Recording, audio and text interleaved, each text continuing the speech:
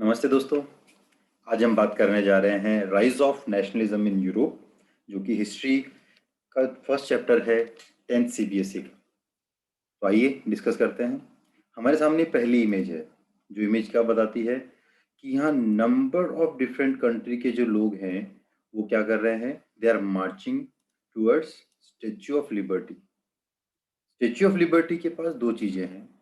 एक एक one hand में she is carrying enlightenment torch और सेकंड हैंड में she is carrying human right charter. तो आप देख लीजिए, ये आपको एक फर्स्ट पॉइंट लिखना है। नंबर सेकंड पॉइंट क्या हो जाएगा, people from around the world specially America and Europe continent के जो कंट्रीज हैं उन्होंने अपनी अपनी कंट्रीज फॉर्म कर ली है। वो कैसे पता चलता है, because they are carrying their own country flag और अपनी कंट्री के कॉस्ट्यूम्स में है। तो आप ये सेकेंड पॉइंट्स लिखेंगे। थर्ड पॉइंट आप एक्सप्लेन करते हुए लिखेंगे that God angels they are showering flowers from sky as they are happy. वो बहुत खुश हैं और इसलिए कर रहे हैं। That will be third point. इस इमेज को एक्सप्लेन करते समय जब आप 3 पॉइंट लिखेंगे तो ऑब्वियसली आपको 3 मार्क्स मिल जाएंगे। और 2-3 डेटा है वो हम आपको दे देते हैं, और ये जो पॉइंट्स हैं ये 1 मार्क्स के लिए आ सकते हैं। ये इमेज कब बनाई गई थी, तो it was prepared in 1848। Who made it, that is Frederic Sorrieu. Third question आ सकता है कि फेडरिक सोरू कौन से कंट्री से थे, तो he was a French artist. Fourth question आ सकता है कि ये इमेज का नाम क्या था, that is democratic and social republic. Total 4 print बनाई गई थी, उसमें से एक प्रिंट ये थी। तो आप समझ सकते हैं कि ये 4 पॉइंट्स और वो 3 पॉइंट्स। अब आप पूरा मिला के लिखते हैं तो ऑब्वियसली यूल गेट 3 मार्क्स, उसमें कोई दो राय नहीं है। नेक्स्ट हमारे पास दो क्वेश्चंस बनते हैं इस पर्टिकुलर पेज से, दैट इज कि एब्सोल्यूटिस्ट क्या होते हैं और यूटोपियन क्या होते हैं। तो एब्सोल्यूटिस्ट की हमारे पास यहाँ पे डेफिनेशन दी है उन्होंने कि एक ऐसी गवर्नमेंट जहाँ के रूलर को कोई रिस्ट्रेंट्स नहीं है, मतलब कोई उसके पावर को बता नहीं सकता कि भाई तेरी पावर यहाँ तक ही है। No, they don't have any limits. और हम ये भी कह सकते हैं कि मोस्टली मोनार्क के पास होती है ऐसी पावर। टोटली सेंट्रलाइज है, मतलब जो मोनार्क कहेगा वही होगा। मिलिट्री उनके अंडर में होती है और दे आर वेरी रिप्रेसिव, मतलब अगर कोई उनको क्रिटिक करता है, कुछ उनके बारे में बोलता है तो उसको रिप्रेस कर देते हैं, दबा देते हैं उस बात को। So that is the definition or the explanation for absolutist. France में एब्सोल्यूटिस्ट ही सरकार थी, गवर्नमेंट वैसी ही थी। ओके, नेक्स्ट आते हैं हम लोग, जो अगला हमारा जो यहाँ पे 1 मार्क्स का क्वेश्चन बनता है, दैट इज यूटोपियन। तो यूटोपियन क्या है, ये एक विजन है।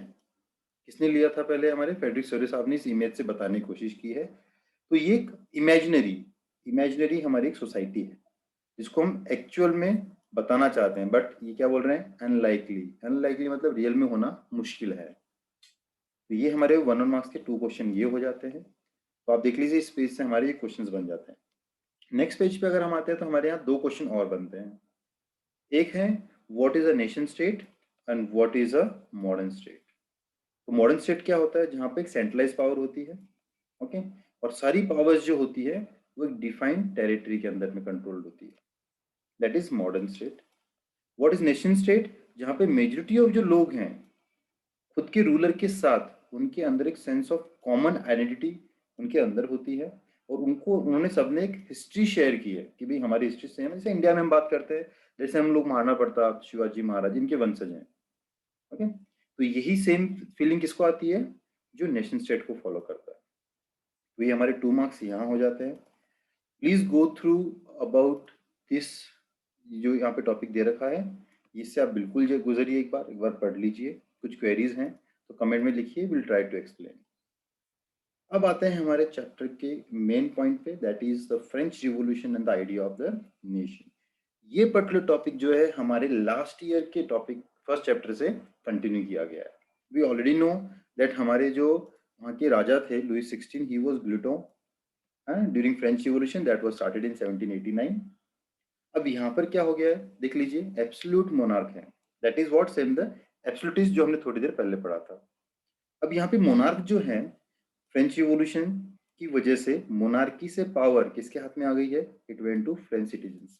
और फ्रेंच सिटीजन्स क्या कहते हैं, एक सेंटेंस प्लीज अपने आंसर में लिखिएगा, henceforth they will constitute the nation and they will try to shape its destiny। बहुत प्यारा सेंटेंस है कि इसके बाद फ्रेंच सिटीजन डिसाइड करेंगे कि फ्रांस का फ्यूचर कैसा होगा। हाँ? यहाँ पे आपके साइड में एक इमेज दे रखी है, प्लीज इमेज को देख लीजिए। ये हम जर्मनी की बात कर रहे हैं, ये जर्मन एल्मेनाक है। तो यहाँ पर आप देखिए कि उन्होंने क्या किया, बेस्टल पिक्चर्स को फॉलो करते हुए जर्मनी में भी कुछ ऐसा करने की सोच रहे हैं।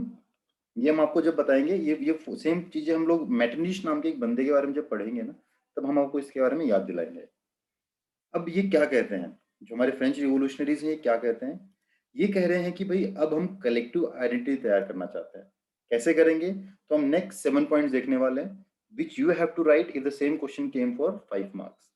तो आप ये देखिए, यहाँ पे ला पात्रे बोल रहे हैं, मतलब अब से हर सिटीजन जो है वो फ्रांस को क्या बोल रहा है, फादरलैंड है। जैसे इंडिया में हम लोग भारत माता बोलते हैं, तो वो किस फ्रांस को ला पात्रे बोल रहा है।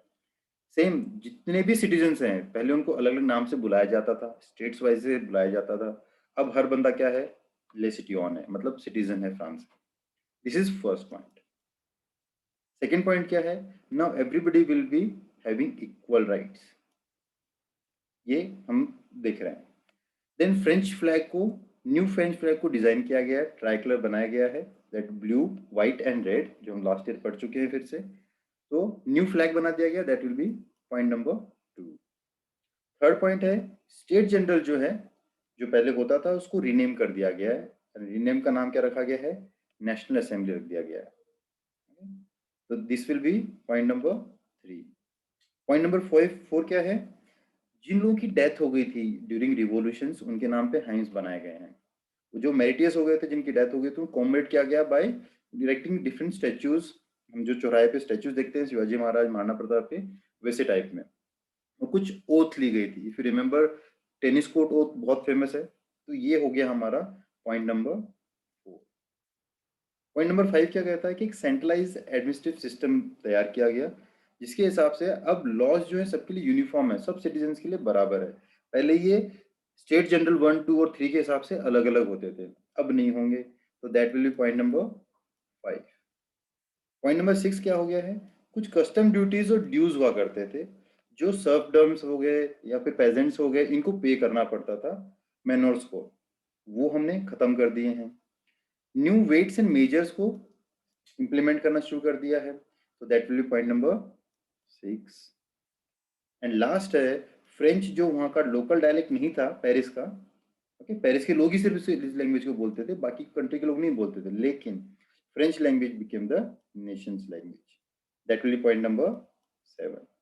तो अगर ये क्वेश्चन 5 मार्क्स को आता है, तो you have to write each and every point.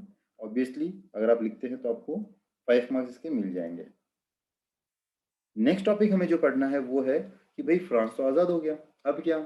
तो यहाँ के जो रिवोल्यूशनरीज थे, उनके दिमाग में एक पॉइंट आया कि भाई ये तो अब हमारा मिशन हो चुका है कि जिस तरह से हमने फ्रांस को आज़ाद कराया है, now we will try to liberate whole Europe. अब उनका फ्रांस टारगेट नहीं, उनका यूरोप टारगेट है, क्योंकि उनका ऐसा मानना है कि यहाँ पर बहुत डेस्पोटिज्म चलता है। डेस्पोटिज्म मतलब हो गया बहुत दुराचार, जैसे हम लोग हमारी कहानियों में रावण या कंस को पकड़ते हैं कि बहुत खराब राजा थे, तो वो हम चीजों की बात कर रहे हैं। ओके, तो यूरोप से हम इन चीजों को निकाल देंगे। और फ्रांस की जो फोर्सेस हैं, आर्मी जो है, इनको किसने ज्वाइन कर लिया है, जेकोबिन क्लब्स ने ज्वाइन कर लिया है इन देयर ओन कंट्रीज। जैसे हॉलैंड में एक जेकोबिन क्लब बन गया है, बेल्जियम में बन गया है, स्विट्जरलैंड और इटली में बन गया है। Now they are supporting France army to enter into their countries. और आप देख लीजिए फ्रेंच आर्मीज वहां तक पहुंच चुकी है टिल 1790s तक, और दोनों ने मिलकर वहां की जो भी मोनार्की थी उनको खत्म कर दिया। अब आर्मी की अगर हम बात कर रहे हैं, तो ऑब्वियस है कि आर्मी के हेड कौन है, नेपोलियन है। तो नेपोलियन ने कुछ रिफॉर्म्स लाए हैं, इन रिफॉर्म्स को कुछ नाम दिए गए हैं। ये 1804 में आए थे, इसलिए इसको सिविल कोड बोला गया है। It was brought by Napoleon, तो इसको नेपोलियनिक कोड भी बोला गया है। ओके, अब नेपोलियनिक कोड में क्या क्या है, तो फर्स्ट 3 कोड्स की हम लोग बात करते हैं। जितनी भी प्रिविलेजेस थे बाय बर्थ, वो नेपोलियन ने खत्म कर दिया। लॉ के सामने सबके लिए इक्वलिटी रहेगी, ये नया लॉ आया है। और थर्ड है, now common citizens will have the right to property. ये तीनों पॉइंट को हम लोग बोलते हैं नेपोलियनिक कोड और कोड ऑफ 1804। ये 3 मार्क्स का क्वेश्चन और 1 मार्क्स का क्वेश्चन आ सकता है।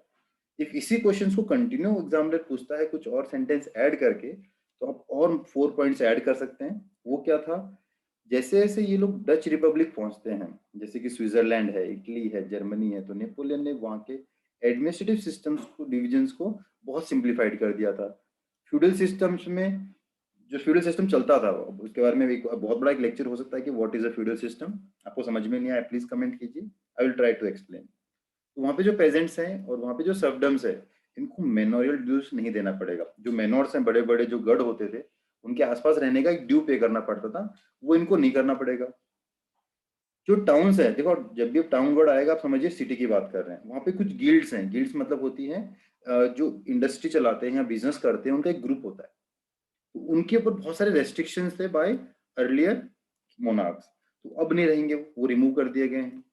ट्रांसपोर्ट एंड कम्युनिकेशन सिस्टम को बहुत इंप्रूव कर दिया गया है। तो आप देख सकते हैं कि लोग बड़े खुश हैं। और ये आपको ये पॉइंट ऐड करना है, और लास्ट पॉइंट जो आपको ऐड करना है that is peasants, artisans, workers, new peasants जो हैं, न्यू बिजनेसमैन जो हैं, they are enjoying new freedom.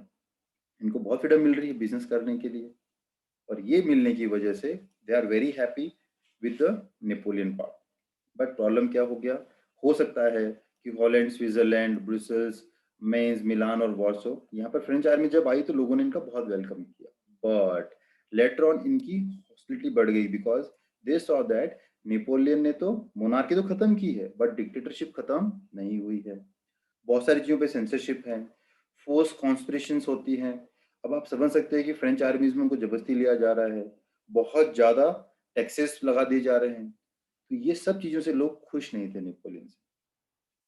और इसीलिए आप देखेंगे इसमें अंदर एक इमेज दिखाई गई है, ये कहीं ना कहीं एक सार्काज्म जैसा है।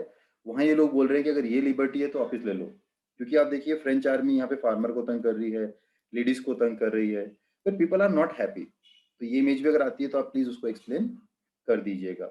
एक और इमेज हमारी इस टॉपिक में है, और वो है ये हमारी लिप्जिक की वॉर जो थी 1813 की, नेपोलियन साहब हार चुके हैं। और वाइल कमिंग बैक ये दिखाया गया कि पोस्टमैन के रूप में इनको बताया गया एक इमेज में, और इनके बैग में से कुछ लेटर गिर रहे हैं, और लेटर पे क्या है, उस एरिया के नाम है जो उन्हें लॉस कर दिए आफ्टर द वॉर ऑफ 1813। ये इमेज भी आती है, तो ये पॉइंट्स प्लीज लिख दीजिएगा। तो this is what first topic जो हमने अभी भी फिनिश किया है। इसमें से कोई भी क्वेरीज हो तो आप लिखिएगा, और अगला जो टॉपिक होगा हमारे नेक्स्ट वीडियो में तो वो हम देखेंगे, और टॉपिक का नाम है the making of nationalism in Europe. तो आज के लिए इतना ही। Please take care, be safe, tata, bye bye.